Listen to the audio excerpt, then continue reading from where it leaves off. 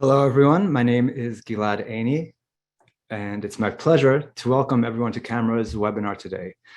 I'll be joined by my esteemed colleagues, Alex Safian and David Littman.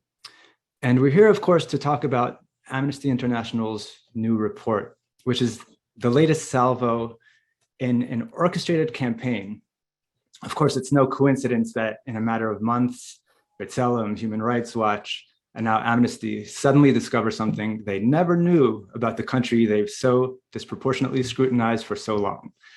So yes, an orchestrated campaign against, and I could say against Israel, which of course is true.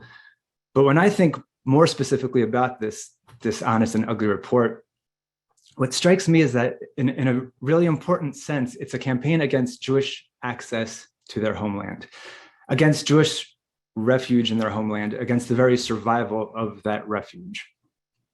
Because Amnesty has suddenly decided that it's the existence of a Jewish state that's the original sin from which all others flow.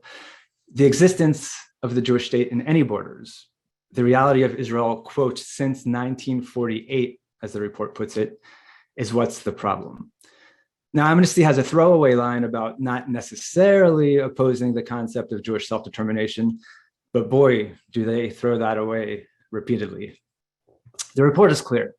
Ultimately, it's not about the West Bank and the Gaza Strip. If a Palestinian state arose on those territories tomorrow, or if Palestinian leaders Yasser Arafat and Mahmoud Abbas had accepted one of the many offers of statehood instead of walking away from the table, Amnesty's complaint would remain. Since 1948, since the establishment of a Jewish state, that's the problem. And more specifically, I think their problem is the existence of one single tiny Jewish majority country in the world, a Jewish demographic majority, or what Amnesty derides as Jewish demographic hegemony. That's what a Jewish majority means to them. Not Hindus, not Arabs, not Slovenians, Jews. I'll quote, since the establishment in 1948, Israel has pursued an explicit policy of establishing and maintaining a Jewish demographic hegemony. Now, as a Jew, I feel comfortable talking about majorities. Majorities mean representation and empowerment. It's a straightforward idea that's very legal, very normal, very accepted in the world today. It's the ultimate meaning of Pakistan's separation from India, the reason Yugoslavia today is many countries, the reason George Clinton sang a celebratory song about Black majority cities with their inevitable Black mayors. He felt comfortable talking about majorities. And I think so should we. It's a very normal thing. It's a legitimate thing, especially, as George Clinton would probably agree, for a historically oppressed people. Which explains, I think, why the giants, the leading lights of the American civil rights movement strongly supported Israel, its existence, and its legitimacy. And it helps explain why no less than Nelson Mandela, the perhaps apartheid apologist, clearly said, we recognize the legitimacy of Zionism as a Jewish nationalism. And by way of that nationalism, self-determination, which Mandela supported for both the Jewish people and as well for the Palestinian people, for Palestinian identity.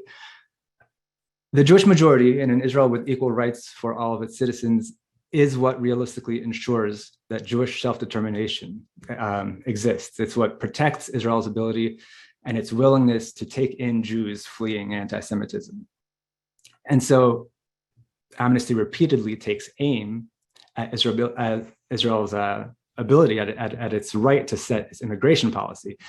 It repeatedly promotes the so-called Palestinian right of return, whose proponents and opponents agree, and I think this is the one thing that they agree on.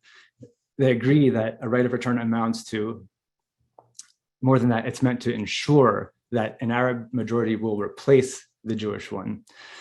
And so if I look at this campaign retroactively, I understand that it seeks to keep my father in Iraq, where Jews were increasingly persecuted from the 30s to the 40s up through the 60s after he was able to flee to Israel with nearly all the rest of the Jewish community. I see that the campaign seeks to say no to those Jews in displaced persons camp after World War II who overwhelmingly indicated that they wanted to go to the land of Israel. It's an illuminating coincidence, by the way, that Amnesty's report was released just a few days after International Holocaust Remembrance Day. And I say it's a coincidence because, or that it's illuminating, because of course it's not a coincidence that the 1948 establishment of Israel, which Amnesty attacks, came only a few years after the end of the Holocaust. In effect, if not intent, Amnesty seeks to undo Jewish salvation.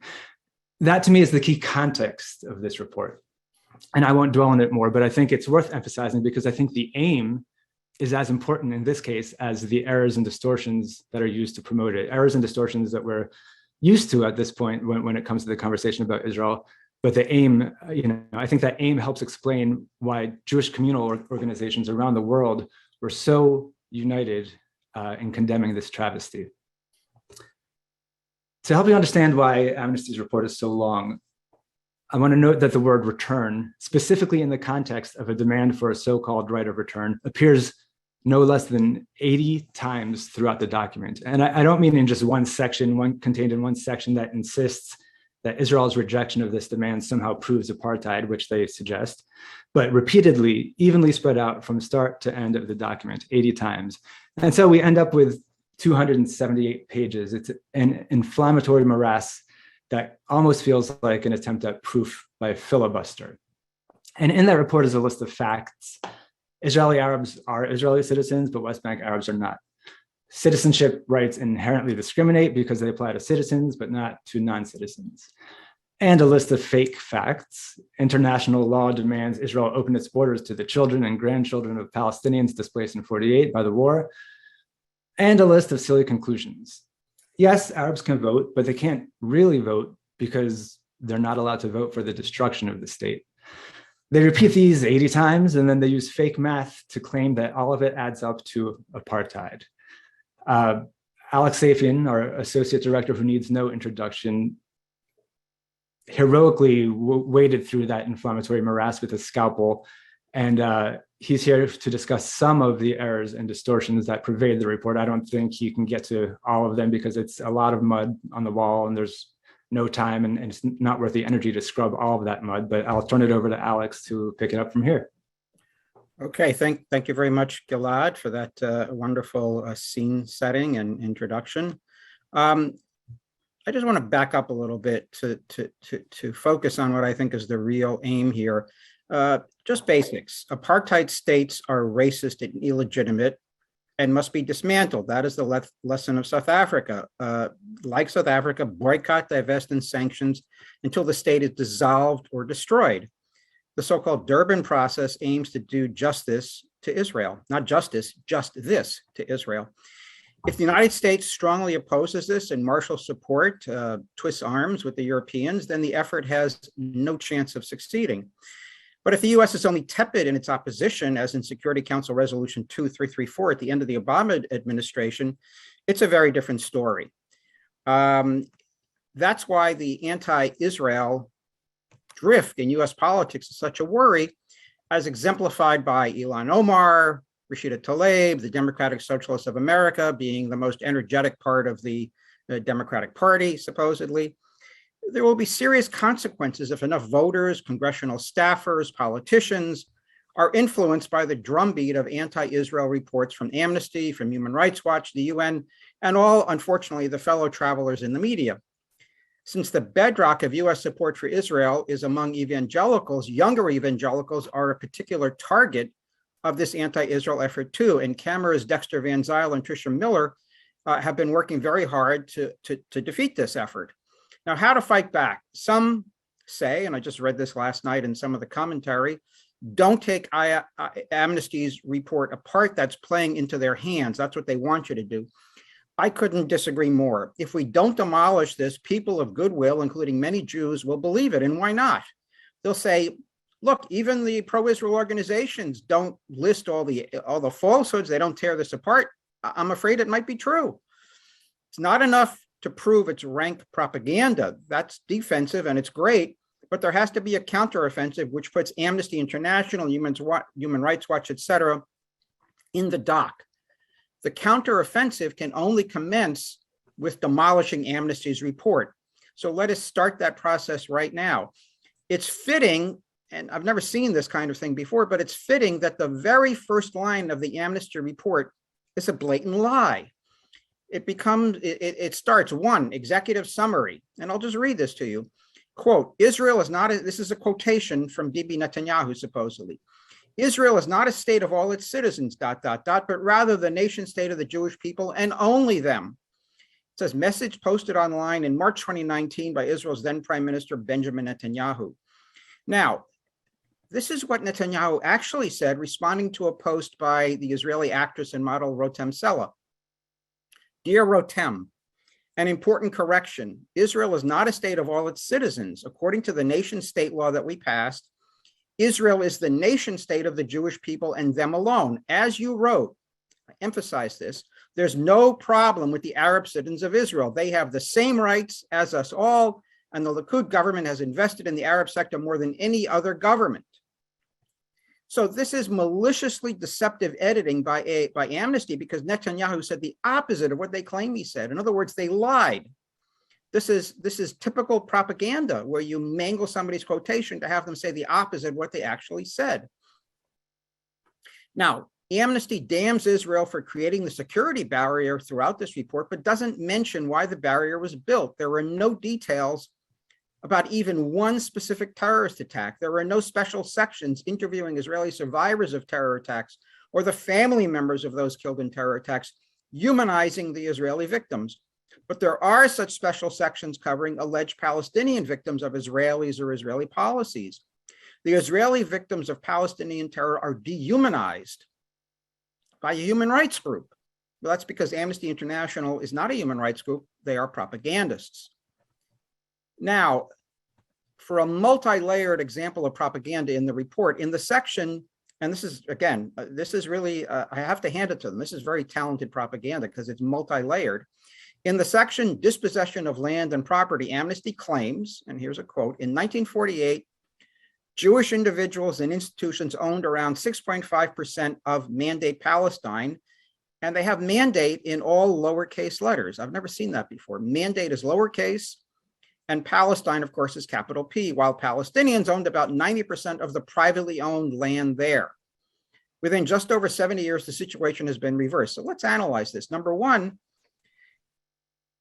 lowercase m for mandate, completely non-standard usage, never seen this before, intended to make it seem like there was a state of Palestine. You would say Mandate Palestine with both initial caps, or the British Mandate of Palestine, or the Palestine Mandate, all initial caps. They changed that.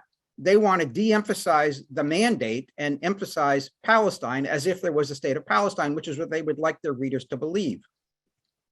Jewish ownership is given as a percentage of the total land in the country, but Palestinian ownership is given as a percentage of private land in the country.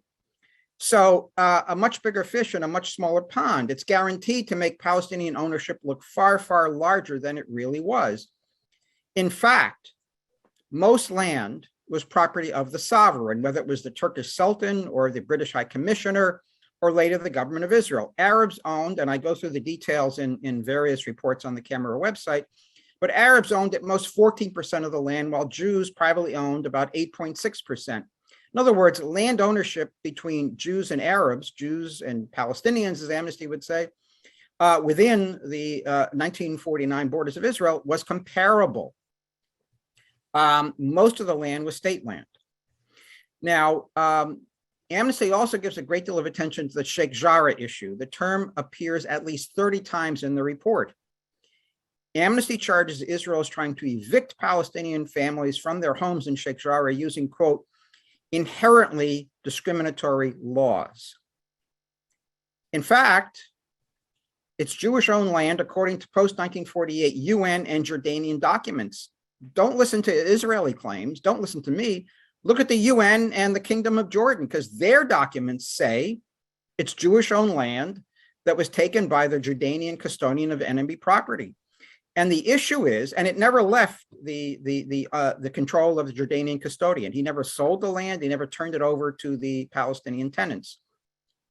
The issue in Sheikh Jarrah is that the Palestinian tenants refused to pay rent to the Israeli owners. So apparently, if a Jew expects a Palestinian tenant to pay rent, that's inherently discriminatory and a virtual war crime that gets you indicted as an apartheid state. Sheikh Jarrah is mentioned 30 times in the report. Rent is not mentioned even once. And let me say that there are many footnotes and citations regarding Sheikh Jarrah, and some of them are to articles which are not particularly favorable towards Israel, but have the information about the rent, but have copies of that agreement between the United Nations and the Jordanian government to create housing for Palestinian refugees on Jewish-owned land.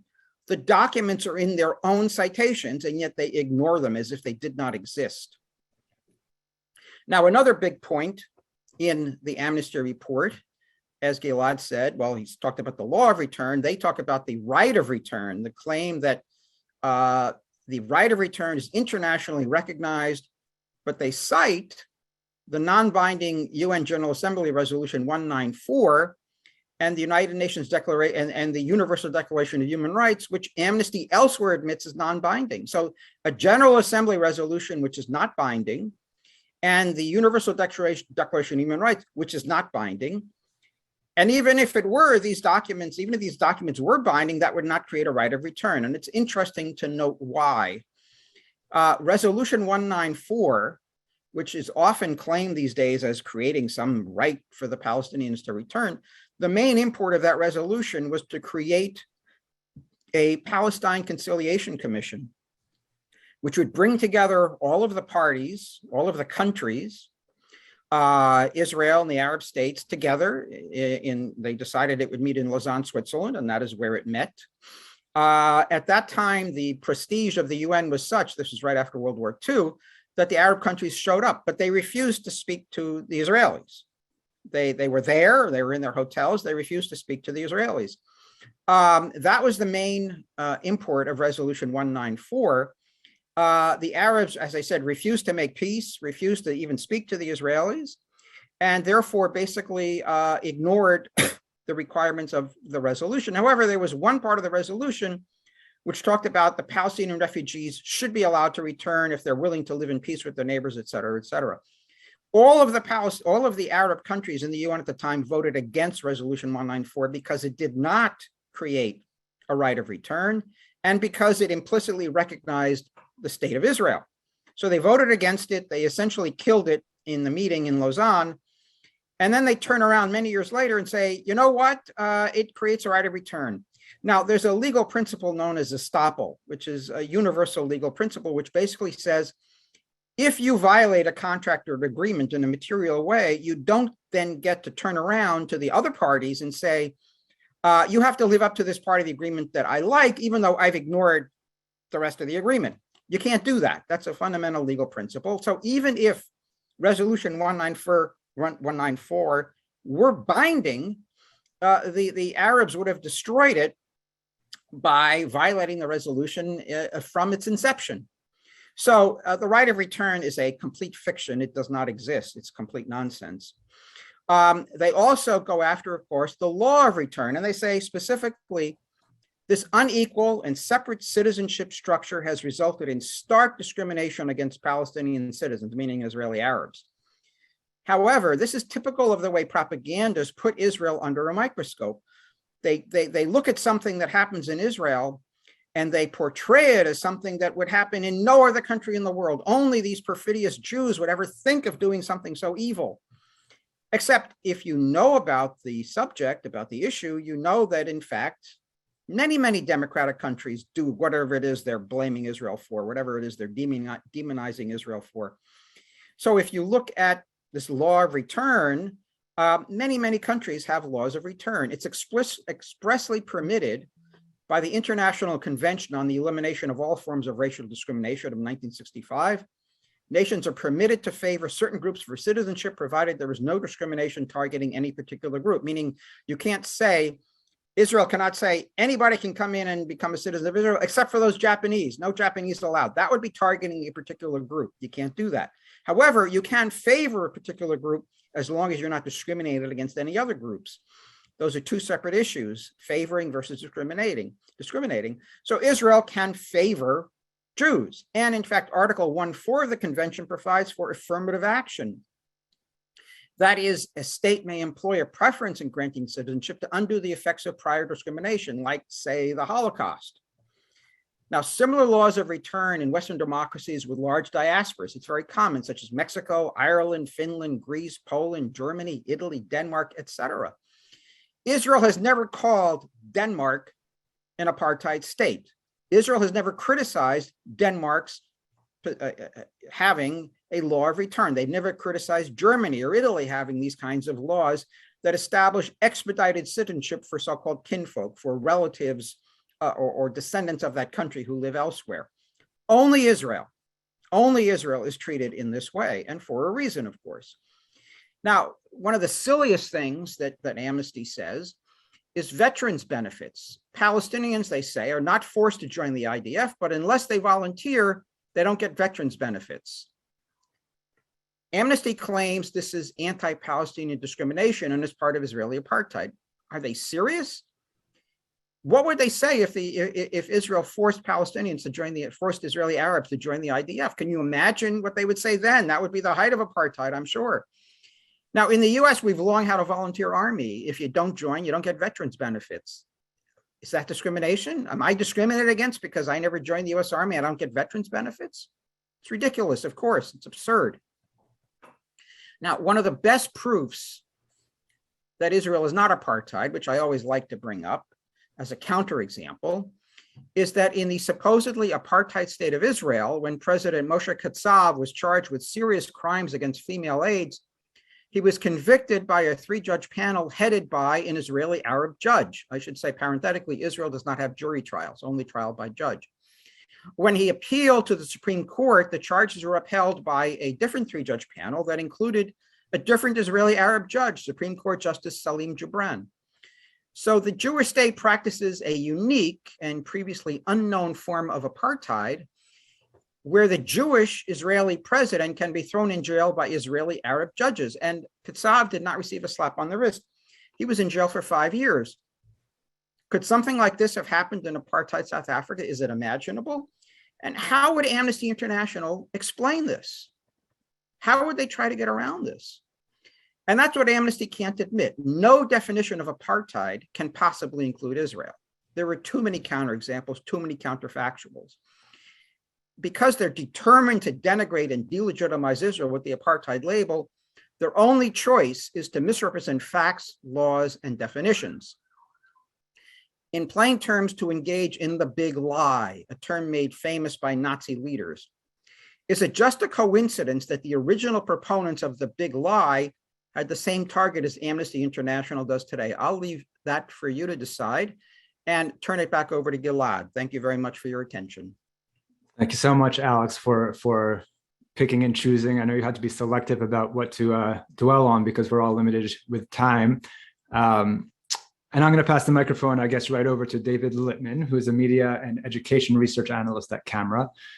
Before Camera, David spent 5 years as a researcher tracking anti-Israel bias and human rights issues at the United Nations. David graduated magna cum laude from the Case Western Reserve School of Law and holds a BA in International Studies, and he's going to pick it up where we left it off. David? Thank you, Gilad, and thank you, Alex. Those were both some amazing presentations on the issue.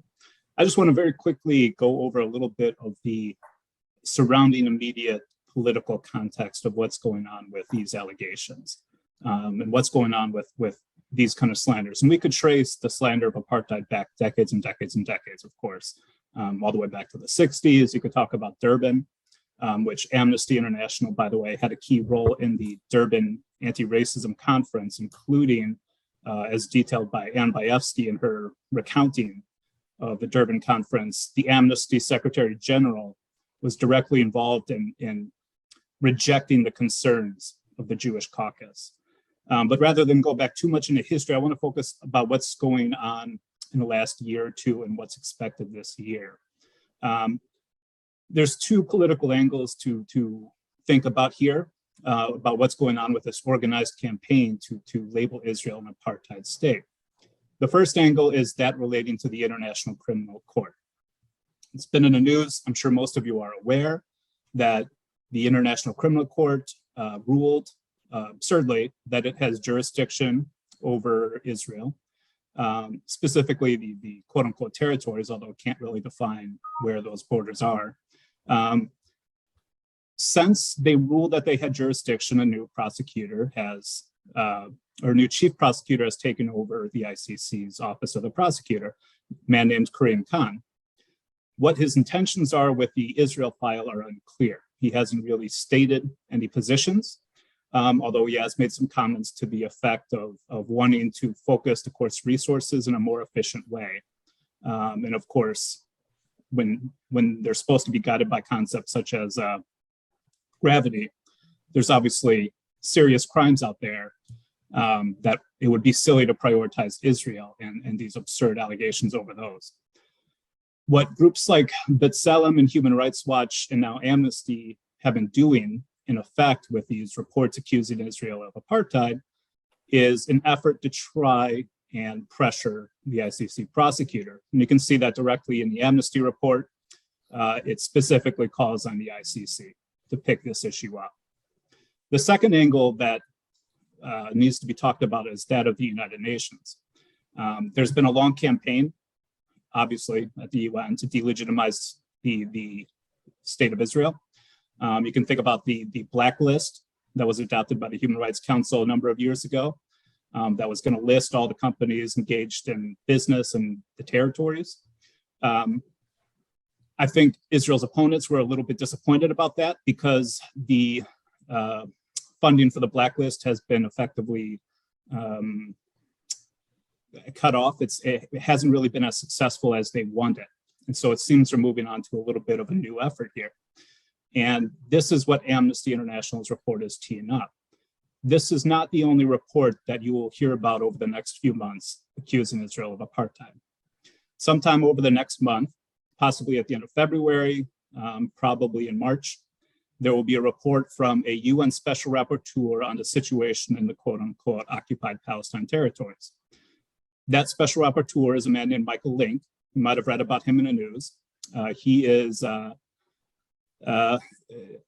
one of his more famous quotes was he blamed 9/11 on the West, to give you a kind of quality of this guy. He, a few years ago, wrote a report that literally and openly tried to reinvent the laws of occupation to try to label Israel's control of the territories in a legal occupation. As Camera has written frequently, there's no such thing as an illegal occupation. Occupation is literally enshrined in the laws of armed conflict. But Michael Link is the kind of person to try to redefine law to slander the Jewish state. It won't surprise you to discover that just yesterday, he wrote a glowing tweet about Amnesty's report. Sometime this year, there will be also a report from a body called UN CERD, the Committee for the Elimination of Racial Discrimination. Long story short, it's a treaty body built out of the UN Convention on Racial Discrimination that was referenced by Alex. That will come out sometime this year. It originated out of a Palestinian complaint accusing Israel of being racist. And as you would expect with any UN body, it's pretty much a made-up conclusion. They will accuse Israel of apartheid. But most significantly out of the United Nations is a commission of inquiry that you might have heard about. After the conflict in May last year, the UN created an unprecedented commission of inquiry. It had an open-ended mandate. It could look into the root causes since the dawn of time. It was not just about what happened in the conflict, but it has a mandate to look into everything that Israel does. It's been given unprecedented resources and staffing, and it is chaired by a woman by the name of Navi Pillay. Navi Pillay is a former High Commissioner for Human Rights at the UN. She has a long history of anti-Israel tirades. She was involved in the effort to continue the Durban Conference and the Durban Declaration. For example, when then Iranian President Mahmoud Ahmadinejad gave that speech denying the Holocaust at the UN, you can see her standing right behind him. And she had a copy of his speech in advance, and she didn't walk out like Western countries did. to give you an idea of who this woman is. Her two co-commissioners are equally anti-Israel. They have demonstrated histories as well. And so you can see where this is going. What Amnesty is involved in here is an organized effort to pave the way for these kind of reports. And what the ultimate goal of all of this is effectively to mainstream anti-Semitism. Of course, they want to put it that way, but that is the effect of what they are trying to do. They're rebranding Zionism as racism. They are trying to make Israel illegal under international law, both through their efforts at the ICC and the UN. And they're trying to mainstream this form of anti-Semitism by publicizing these reports. And you can tell, as Alex and Gilad very eloquently said, these reports fundamentally deny rights to the Jewish people that they don't deny to anyone else. And this is very much an organized legal campaign to push these kind of efforts, to ingrain in the minds of everyone with these, quote unquote, legitimate sources, such as, Human Rights Watch or the UN, that people might mistake as having, not having an agenda. But it's very clear to understand that they do have a history, they do have an agenda. And I'll leave it there and hand it back to Gilad. Thank you so much for that background, David. That's helpful. You mentioned the current special rapporteur, who I think isn't the first special rapporteur who stumbled on 9/11, right? John Dugard did before that. Maybe even I forget his exact claims, but who is it that's selecting? It seems like the sort of process ensures these extremists are put into this position. So how does that process work? In terms of the Commission of Inquiry, for example, that was set up by a UN resolution from the Human Rights Council. And that shouldn't take too much of an explanation. Of course, the Human Rights Council is dominated by undemocratic countries. They set out the mandate.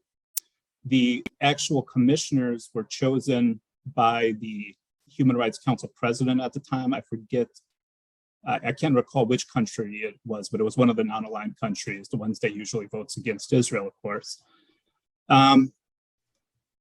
In these kind of circumstances, of course, their selection is supposed to be guided by principles that the UN claims to embody: impartiality and independence. Of course, none of the commissioners have these qualities based on their past statements.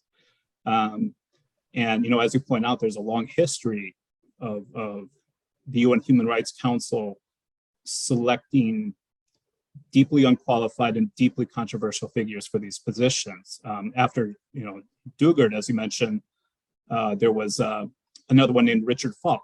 That name might be very familiar. He is a notorious anti-Semite. It's almost an understatement. But these are the kind of people that the UN likes to pick for these positions because they know the conclusion. It's set out in the resolution. They want to make sure the people behind it are going to follow these predetermined conclusions. And you've seen it in past inquiries, for example. After 2014, Operation Protective Edge, there was another commission. And they picked, for example, a man named William Shabbos, who had literally represented the Palestine Liberation Organization. That was one of his clients. And he was forced to resign after that was disclosed, but only after sufficient embarrassment.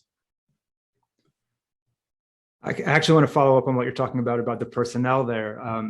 I like how Alex pointed out that effectively Amnesty couldn't get its foot out the door without sticking its foot in its mouth by bungling that Netanyahu quote from the start. This was the head, this was the top of the entire document.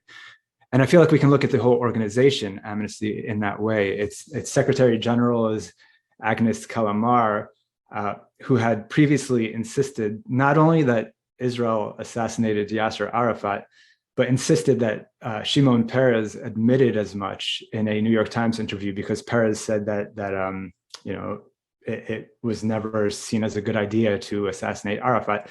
She saw that and turned around and crowed that Israel did kill Arafat, so says Peres, which is absolutely absurd. It's so absurd that even Amnesty had to walk it back. So that tells you something about the leadership. There's a guy, one of the directors for the East North Africa Bureau of Amnesty is Saleh Hijazi, who's explicitly a one-stater. I think he was even a former public relations officer for the Palestinian Authority and was affiliated with the extremist pro-terror International Solidarity Movement. He's signed onto a letter that concluded, quote, "We are the Intifada," unquote, and he signed his name to that. So this tells you about the makeup not only of the special rapporteurs in the Human Rights Council, who I guess more on that in a second, but the makeup of groups like Amnesty today. So unsurprisingly, with leadership like that, this report really comes across as a kangaroo court, right? Amnesty claims, as Alex mentioned, incorrectly that Resolution 194 from the General Assembly establishes a right of return. But then in the same report, the crux of the report is for Amnesty to attack the concept of a Jewish state, even though a Jewish state was recommended by that very same General Assembly right around that same time, within a year or two apart. Their arguments largely hinge on the idea that Israel has intended to maintain the current geopolitical situation with the territories because they're trying to make it fit one of the definitions of apartheid. But then the report conveniently says nothing about Camp David negotiations, Taba, Clinton parameters, peace talks, Ehud Barak, Olmert's offer, all of which disprove their premise. They cite the International Convention on the Elimination of All Forms of Racial Discrimination, which I think Alex mentioned, when they think that's helpful. But then they make their case as if that very same agreement doesn't say, this convention shall not apply to distinctions, exclusions, restrictions, or preferences made by a state party to this convention between citizens and non-citizens. Distinctions between citizens and non-citizens, in other words, don't count as discrimination in this report. Much of Amnesty's report hinges on that, on pretending that distinction somehow proves apartheid. And that same agreement says that special measures, and this is similar to what Alex said about immigration policy, special measures taken for the sole purpose of securing adequate advancement of certain racial or ethnic groups are not discriminatory. That doesn't seem to move Amnesty, even though they like to point to that same agreement. The report has a habit of doing things like quoting Israeli officials saying innocuous things like, quote, and this is an actual damning quote in the report, there's a need for the existence of a Jewish state. That's their quote, and then they hold that up as proof of apartheid. But then the same report, like Alex and I mentioned, demands a right of return 80 times, completely unconcerned by countless statements by Arab leaders about how, for example, I'll quote, I think this was Nasser or his foreign minister said, to put it quite clearly, the intent is the intent of return is the extermination of Israel. Another quote that says, we must ensure the refugees' right to annihilate Israel. And here's a good one. In demanding the restoration of the refugees to Palestine, the Arabs intend that they shall return as masters of the homeland. Masters. So by Amnesty's own criteria, Amnesty could write a report about how Amnesty supports apartheid by plugging this supposed right of return. I thought the blogger Elder of Zion put it really well when he said that any state could be guilty of any crime if one uses the methods that Amnesty and Human Rights Watch use in their anti-Israel reports. So it's not just the errors, some of which Alex pointed out, that discredit the report. It's the rhetorical game playing, which he also did cover, and the fact that there are no real standards here. Eugene Kantorovich said about the prior report by Human Rights Watch, he says that it throws darts and then it draws the target around them. And so legally or even morally, what weight does this kind of tribunal by anti-Israel activists have, David or Alex? What are some of the other ways that Amnesty distorts international law in order to libel Israel with this ugly allegation? Well, I think, I had a friend of mine once who had experience in Washington when we were worried about broadcasts by PBS, documentaries by PBS that were very, very anti-Israel. And by the way, the most, excuse me, the worst documentary they put on had as a senior researcher someone who had worked for, you guessed right, Amnesty International. He had signed on to ads calling for the destruction of Israel. This is back in the 1980s. So you have to be really radical in that case, calling for destruction of Israel and saying that Israel was a threat to world peace. So the world had to destroy Israel. So this goes back a very, very long time with these people, but their aim is my friend said, in Washington, you prepare a report, not because the congressman is going to read it. You prepare a report so that the staffer reads it and the congressman waves it around when he makes a statement in Congress. He doesn't read it.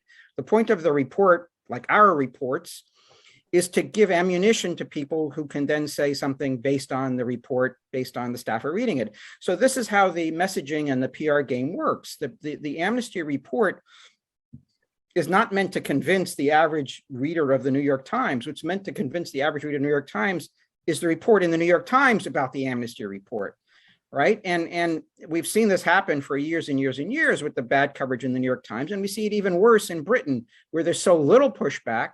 There's so much, anti-Israel material in so many newspapers, extreme anti-Israel material in the Guardian, in the Independent, et cetera. You see what the effect is. You see what the outcome is. So I think that is really the aim of Amnesty, Human Rights Watch, et cetera, is to convince people that Israel is this outlier, that Israel is different from every other state in the country. They are uniquely bad. As Alan Dershowitz said, a visitor coming from another planet would see that this country, based on Human Rights Watch and the UN, would see that this country is a paradise. It's wonderful, except for this one tiny little country where all the evil is concentrated. That's what they aim to convince people of. And that's what they aim to convince American Jews of, especially those who, view the New York Times as their Bible. That's had a real impact. And they're also targeting, as I said, American evangelicals, because they know that evangelicals are more or less the foundation of U.S. support for Israel. And so they're targeting evangelicals, and they're having an impact. And this is something that Camera is fighting against. Dexter and Tricia in our Christian department is fighting against this.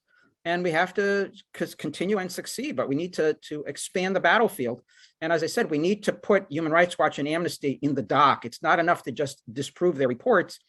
It's to start putting them in the dock, based, for instance, on their personnel. This information has been out there. There have been lots of shocking things about human rights workers going to Saudi Arabia, back when Saudi Arabia was Israel's enemy, going to Saudi Arabia and trying to raise money and promising the Saudis that they would publish all these anti-Israel reports if only they would get, a nice huge check from Saudi Arabia. They have to be put in the dock. They are illegitimate. They are the ones who support racism. They are the ones who actually, as has been circulating in the last few days, to remind people that they are the ones who have very serious internal problems with racism themselves. I was amazed to read that certain Black employees at Amnesty claimed that they were getting their heads rubbed and that they were, there was racist terminology being used by white staffers. They're basically saying that Amnesty is a bastion of white supremacy. Well, not enough for us to know it. More people have to know that. So we really need to put them in the dock. I think that is really the answer in the end. Alex, you picked apart the Human Rights Watch report prior to looking at this one. Is it basically the same thing, or are there any largely? In fact, a lot of what I wrote was just copied and pasted from the Human Rights Watch report. Very careful to replace Human Rights Watch with Amnesty International, but it's very similar. A lot of the charges are very, very similar. Of course, they're not inventing new stuff for the most part. There is a large body of anti-Israel propaganda on the web. Pretty much no matter what the charge against Israel, you can find some support for it someplace. And just like Walton Mearsheimer, they just troll the internet basically to find whatever charges they want. Okay, Israel discriminates in land. Let's see. Okay, Google. Oh, here's a good one. Third one down. Great. Put that in. That's what they did. I don't think that there was any more research. They didn't go read Benny Morris. They didn't go read Ilan Pape if they want to talk about, Israel dispossessing the Palestinians or Israel ethnically cleansing the Palestinians. They didn't even do that. They just got a few references off the internet and just stuck that in there. It's that low level. And besides that, just like the Human Rights, I was wondering with the Human Rights Watch report and now the Amnesty report, it's very, very difficult to refute the report because the report is so disorganized. Instead of having one section, which they talk about Sheikh Jarrah, it's in 15 different places. And you've got to go through it and try to figure, okay, what's the money quote that I can then demolish, right? It's so poorly done, so poorly edited. As I said, the actual report is not the issue. It's for people to wave around and claim Israel is apartheid. So it's that poorly done. David, did you want to chime in about some of the other ways Amnesty distorts either international law or Israeli law to make its case, or make have any other thoughts? Yeah, I think to add, I would point out that one of the things Amnesty is trying to do here is to change the narrative. They're trying to change the law in many ways. And they're trying to make things illegal that aren't illegal. So for example, one of the things they harp on is the idea of there being separate legal regimes. Palestinians are subject to Israeli military law, whereas Israelis that are residing in the West Bank are subject to Israeli civil law. Well, that's because Israelis are citizens of the state of Israel. And if Israel was to decide it was going to apply Israeli civil law to the Palestinians in the West Bank, that would require, quote unquote, annexation. So what Amnesty is suggesting here is the death of the two-state solution. Whereas if you read the Geneva Conventions, which Israel applies voluntarily, even though it believes that it is not technically a situation of occupation, Israel is taking the responsible choice here that the international community is demanding of it. Similarly, they take certain laws to absurdities. There's a quote, and I'm going to quote here. There are currently more than 441,600 Jewish settlers in the West Bank, excluding East Jerusalem. Their presence is illegal under international law. That's not true. The mere presence of Israelis in the West Bank, and they don't use Israelis, they say Jews, Jewish settlers, is illegal under international law. That's not true. And to suggest that international law requires that is to suggest that international law requires actual apartheid, that international law decides that a Jew cannot live in this area. And of course it's absurd, but Amnesty is banking on people not actually reading the report, dissecting it, or understanding international law. They do similar things in other ways. For example, they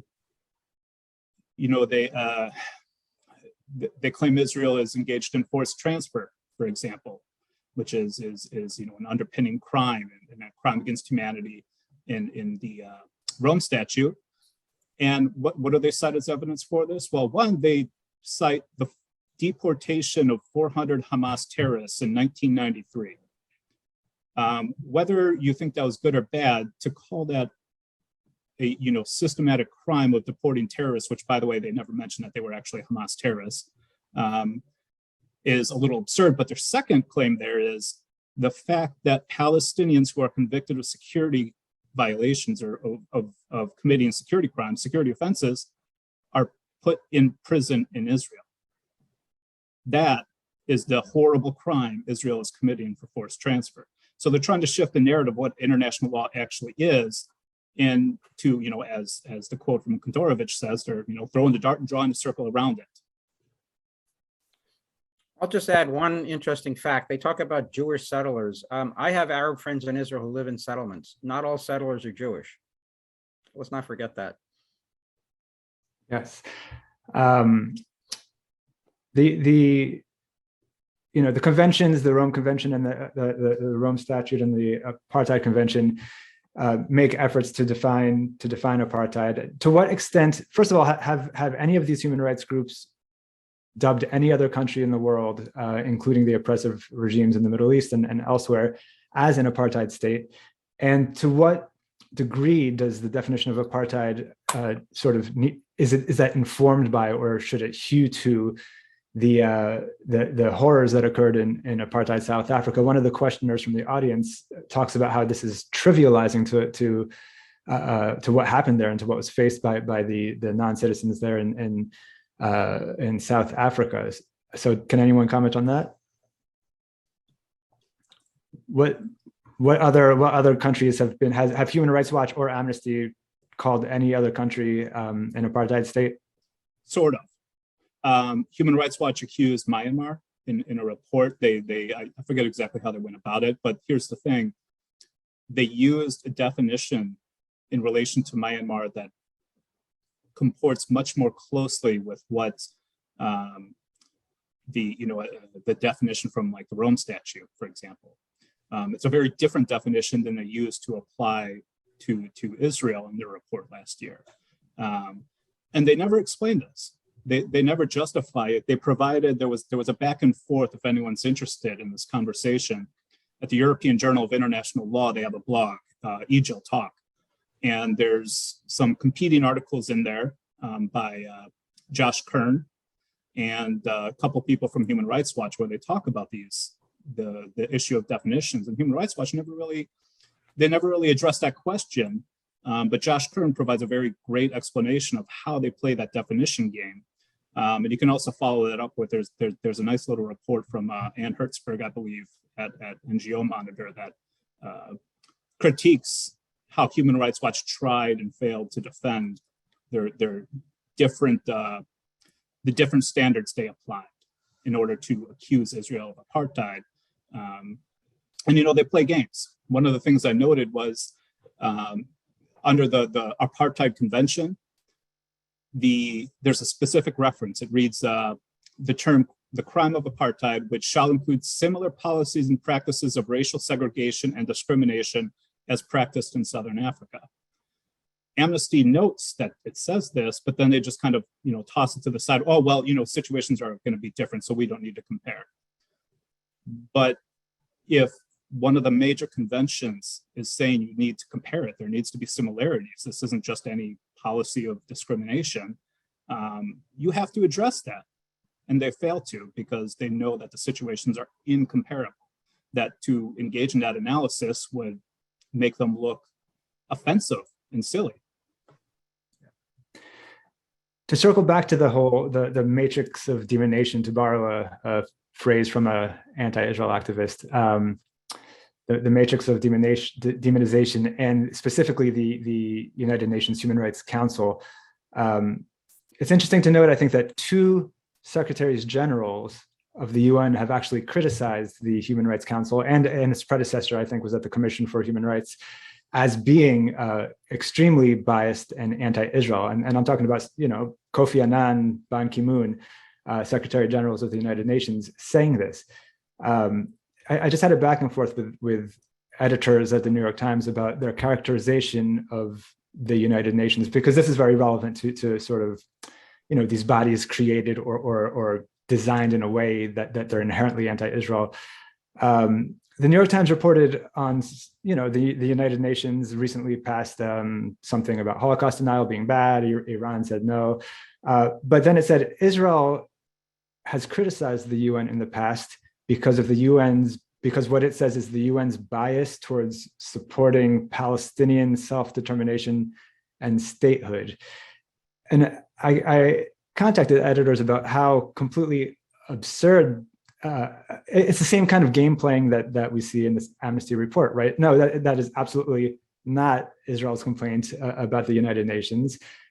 Israel's complaint is that it has nothing to do with favoring statehood or not. It has to do with its treatment of Israel. It's double standards towards Israel of the type that we've been discussing, and its obsession. And again, it's not only Israel who said this. It's been American officials. Now, another New York Times article a few years ago insisted, and you know what they're doing here when I say this, American conservatives have criticized the United Nations for its bias against Israel.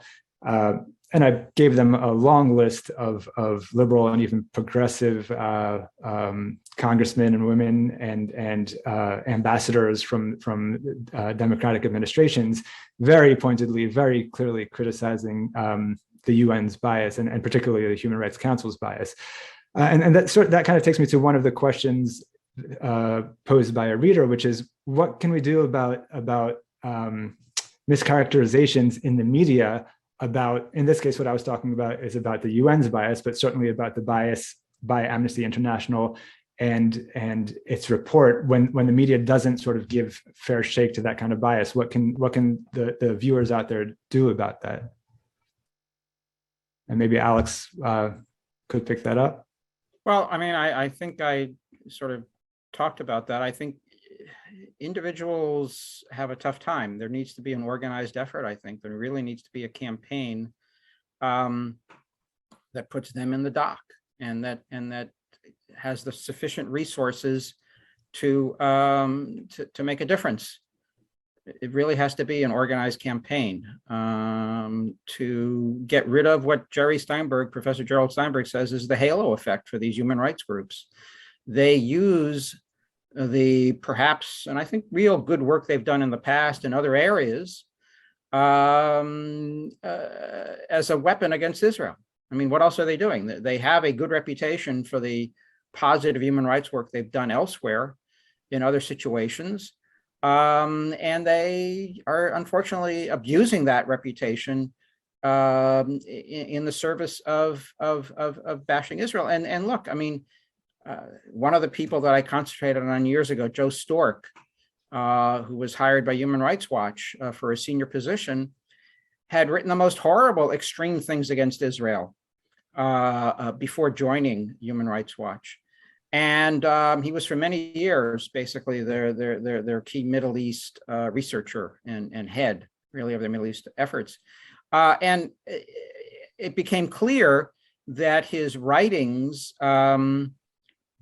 were not a disqualification for joining Human Rights Watch. They were his main part of his CV. They were the qualifications for getting. That's why he was hired, was because of his anti-Israel bona fides, his anti-Israel talents.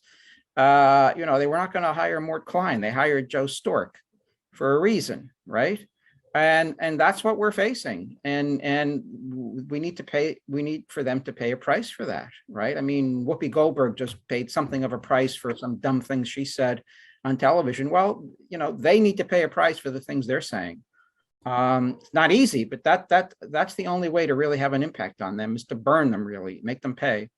And so, Alex, do you think it's plausible that with better information about what these organizations have become, that their funding will dry up, or is it more a matter of sort of inoculating the public against, just informing them what they're dealing with and what they're not dealing with, and sort of creating that better understanding of the type of propaganda they put out? I think both to a degree, but if, for instance, they're getting a lot of funding for George Soros, I don't think the kind of exposés we will do is going to convince George Soros and his family not to support them. On the contrary, maybe he'll support them more. But we do want to dry up large portions of their funding, which I think is often coming from people of goodwill who don't know any better, and who think that they are doing, that they are defending people around the world who are being oppressed by supporting these groups. And look, that's the way they sell themselves. I mean, just look at their website and you see that is the way they sell themselves, that they're defending human rights and oppressed people around the world. Would that were true, but it's less and less true. And look, a place like Human Rights Watch or Amnesty years ago was a very, very tempting target for people like Joe Stork and Marty Rosenbluth and other people like them. If they could get their way into that organization and turn it into a tool against Israel, what a great, payoff that would be. And that's exactly what happened with, I think, some collaboration from within. I mean, right now, Human Rights Watch is headed by Ken Roth. He is a pathological enemy of Israel. He really is. I mean, just look at his Twitter feed. He can hardly control himself. That has to be used against them. I think that's the answer. That's the only answer. Alex had mentioned earlier the short shrift or maybe the indifference toward Israel's security concerns and anti-Israel violence in Amnesty's report. David, maybe with your legal background, this is a question for you. How does the sort of indifference to violence impact the legal analysis conducted by groups like Amnesty in terms of, ascertaining the intent of certain Israeli policies or something to that effect? Right. It's a really good question, because what Amnesty does is they take policies that Israel or Israeli laws and policies, for example, the security barrier, and comes up with the most cynical interpretation of it. And if you read the report, it's almost kind of funny, because you could probably find a phrase, the purpose of, and the report just constantly mind reads the purpose of Israeli actions and Israeli laws without supporting why that is the purpose of it. and it has a very perverted effect on the way they present this case. For example, they engage in ways to try to portray the reasonableness of policies, and you do have to engage in an analysis of whether Israeli policies are reasonable. You can discriminate if it's reasonable. Law clearly provides for that. So even if a law actually is discriminatory, which often the ones Amnesty points to are not, but even if it is, if it's reasonable, that's perfectly allowable under international law.